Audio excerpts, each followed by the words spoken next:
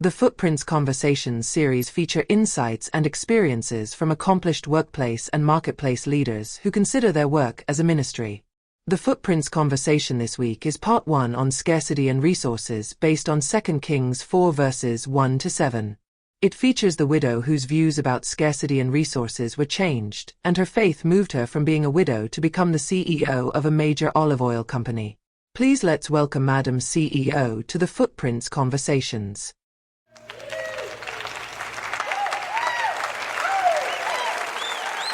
Thanks for having me here to share my experience. I think it would be useful to your audience if I do it in 3 parts. 1. Before the overflow. 2. During the overflow. And 3. After the overflow with business and biblical views. Great.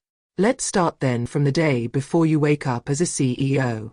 The day as a widow the creditor came to take your 2 boys to be used as collateral for the debt your husband left behind. What happened?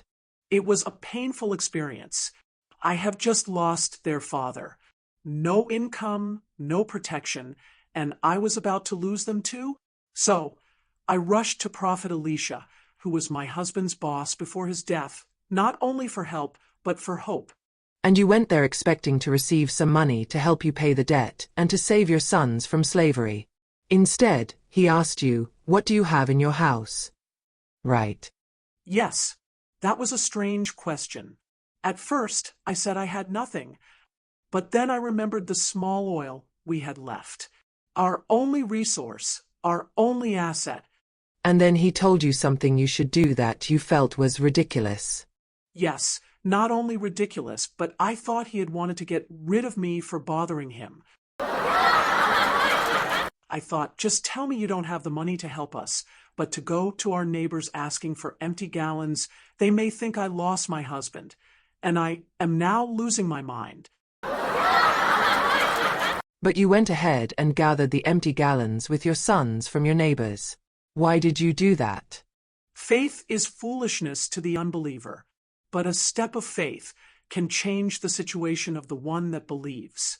So, I resolved to do what may seem foolish by faith, and we went knocking on doors for empty gallons.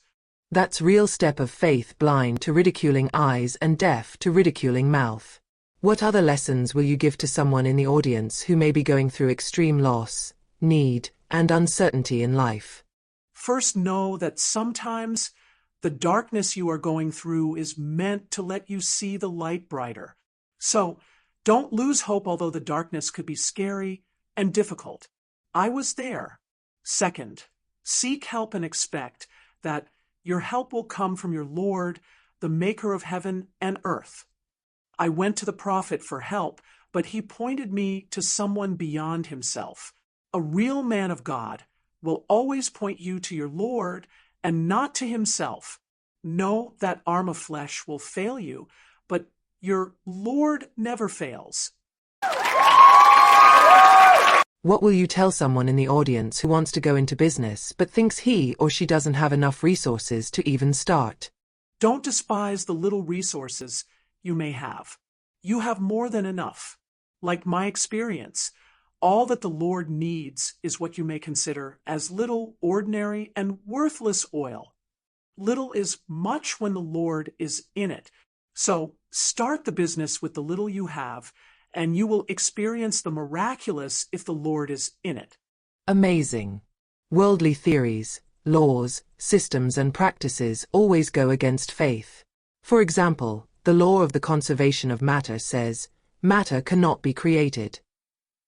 But with your experience, matter was created and created and created and filled several empty gallons. What will you tell someone who is conditioned to think within this worldly frame of mind? Our Lord does not operate within those worldly limits. There is nothing like scarcity, law of the conservation of matter, or limitations with our Lord. I would never have experienced the miraculous if I had operated with these worldly mindsets, and you wouldn't either. Take that step of faith for the business you want to do, or you are doing. Do what may seem foolish if your Lord tells you to do that. Faith sees beyond what is rational, practical, and realistic according to worldly mindset. Faith sees beyond worldly mindset. Amazing. We are looking forward to next week to tell us what to do during the overflow. Before then, let's show our appreciation to Madam CEO.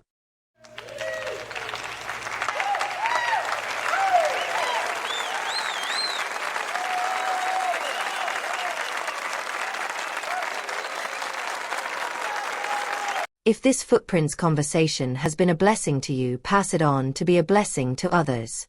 Are you a believer committed to fulfilling your professional calling at your workplace and marketplace? We have several resources to help you do that. Just subscribe at the YouTube channel for you to receive new resources we create every week. If you have creative arts talents too, get in touch and let us yield it to the Lord to use it to impact lives for His glory.